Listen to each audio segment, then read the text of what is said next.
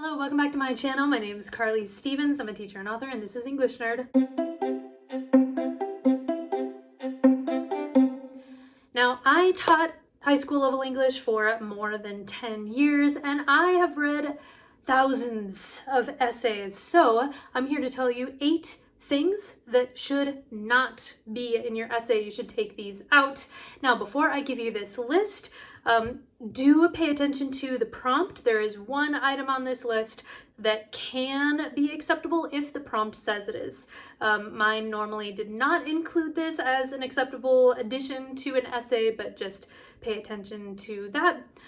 The second disclaimer before I dive in is a first draft of an essay can have whatever it wants to in it. This is just for the final draft of the essay, the one that is the ultimate version and the one that you will turn in to your teacher or professor. So without further ado, here are 8 things you should take out of your essay. Number 1 is firstly, secondly, thirdly, fourthly. It starts to just get absurd and formulaic sounding. This is just one of those small things. A better way to begin a paragraph is with a natural progression from the last one. So if you're at the beginning of a body paragraph, for example, then going straight into what the topic of the paragraph is going to be about, or addressing something from the previous paragraph, it just feels artificial and looks clunky when you have fourthly, fifthly, sixthly. All right, number 2. Informalities. I would see this a lot with people who weren't used to writing essays, and you don't really want to out yourself that way. Instead, you want to come across as somebody professional, somebody who is worth listening to on the particular topic that you're talking about. So what do I mean by informalities? I mean things like, well, as you can see, that well is something that's fine when you're in conversation, but in a formal style essay, it is something that's going to paint you as an amateur. Or a transition like, so yeah. Again, if you're just saying that, there's nothing wrong with saying that aloud, but in an essay, it really does not have any place. So when you're writing your first draft, you can make it as conversational as you like, just to get the words out, the ideas out, but then take out those informal elements that make it sound like you're just chatting with a friend, and instead tighten it up so it sounds like you are giving something more like a formal speech in front of a crowd, if that's useful for you. All right, number 3 is a caveat to that, just a warning. If you write an essay as if you're giving a speech, there can be a tendency to use too many rhetorical questions. That is number 3. What is a rhetorical question? It's exactly what I did just there. It's asking a question that you are later going to answer, or that you're just going to leave unanswered, or it's never meant to be answered. So it's taking the prompt, for example, what is the role of water imagery in A Tale of Two Cities, and then turning that into another question. What is the role of water imagery in A Tale of Two Cities? I'll tell you.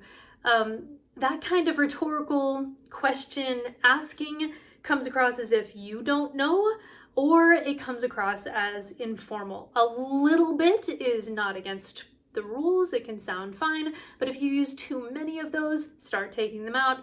You don't need them. Instead, you're putting forward an argument. You're not only posing questions. Just answer and back up those answers, do that analysis, etc. So speaking of that, water imagery, what is its role in A Tale of Two Cities? Well, I'll tell you. Number 4 is meta stuff. And when I say meta, I don't mean the artist formerly known as Facebook. What I mean is stuff that calls attention to the fact that this is an essay that you're writing. Now, this might sound a little bit theoretical and hard to grasp, so I'm going to give you some examples. One of the most famous that is practically a meme in its own right is, "In this essay, I will." When you say, "in this essay, I will," you're just calling attention to the fact that this is an essay that you are sitting down to write. Instead, just give that information straight on. Another way that this shows up is, as I said before, or sometimes what I'll also see with people who aren't as used to writing essays is when they talk about characters quoting, that's not the right use of that. You are quoting something for an essay, and so once again, it's calling attention to the fact that this is an essay, but the character that you are quoting is just saying something. So you wouldn't say the character says this quote, or the character quotes, and then you give the information. So I know that one can be a little bit tricky to wrap your head around. Basically, avoid the "in this essay I will," "in this essay I have." It is kind of like firstly, secondly, thirdly. It's just saying, hi, I am trying to write an essay and I'm not quite sure what I'm doing. That's the vibe that you're giving off. If you have any questions about that, you can put that down below. This is not the most grievous issue, by the way. The next couple are much more grievous than that. So number 5. Number 5 is probably the most important one to keep in mind. We've been going from kind of smaller things that aren't even terrible if they're just in little moderation. This is where you really need to dig in. You need to make some big cuts to your work, etc.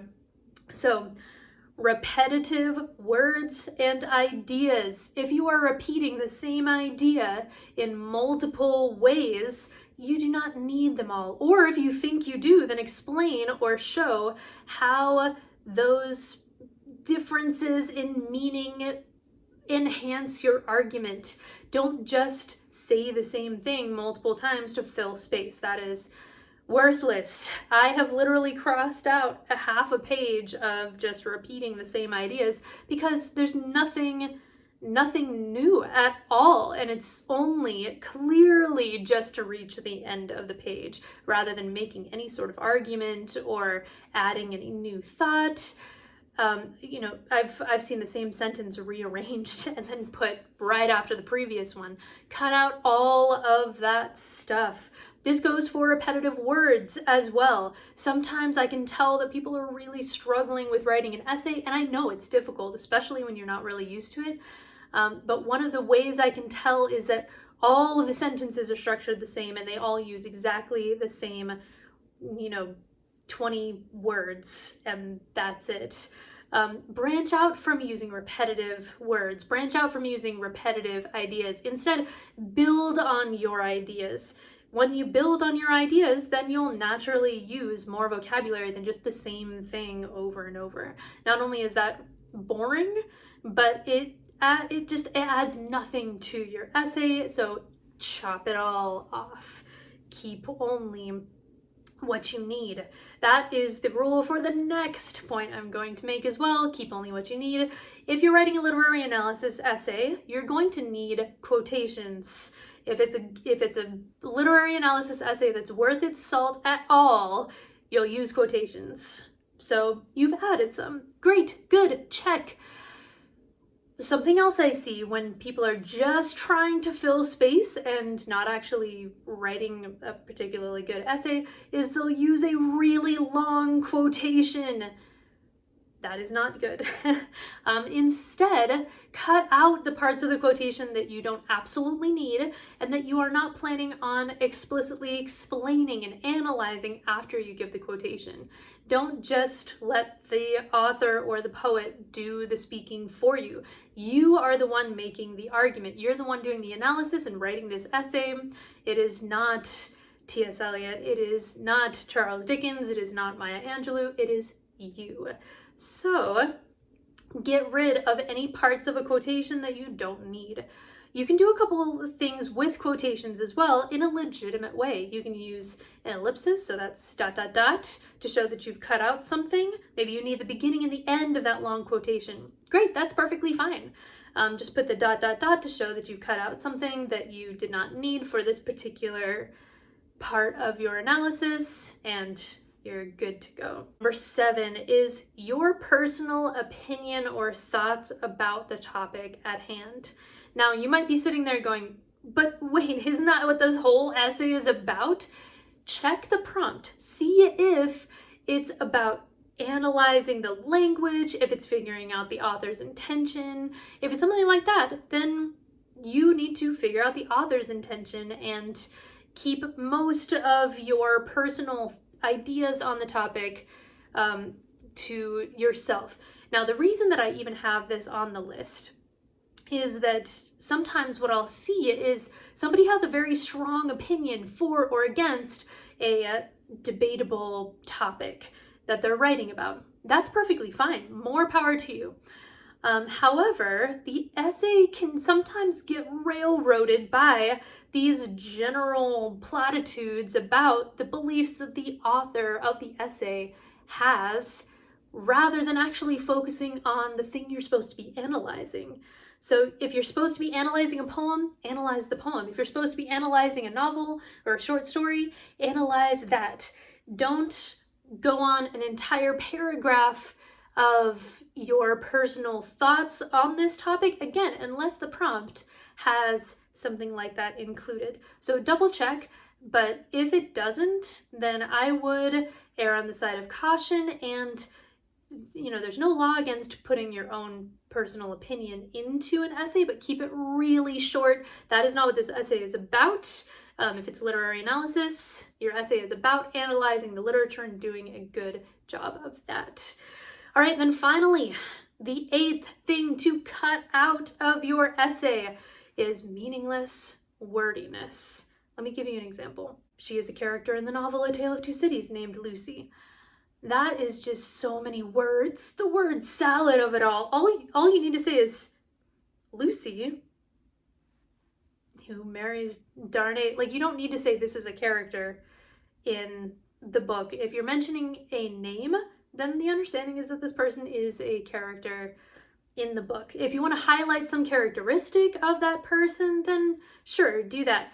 But basically, if you can get rid of a word, a phrase, if you can make something a bit more concise rather than fluffing it up with a bunch of unnecessary extra words, then do that. It's going to make your whole argument more believable, honestly, because you have so much meaning packed into your sentences instead of a bunch of flab. So if you're thinking to yourself, I've just cut out so much of my essay, what even is left? I have like a page and a half and it's supposed to be 4 pages. All right, so don't panic. I have another video that is all about adding meaningful content back in, not just making your essay longer. There's a lot of bad advice around that, but instead making it both longer and better in the process. So I'm going to add that to the end of this video. You can click on it and check that out. But those are 8 things that you can delete from your English essay now, and your essay will be better for it. I promise, if you focus in on that good, solid analysis instead of the fluff that's very tempting to add around the sides.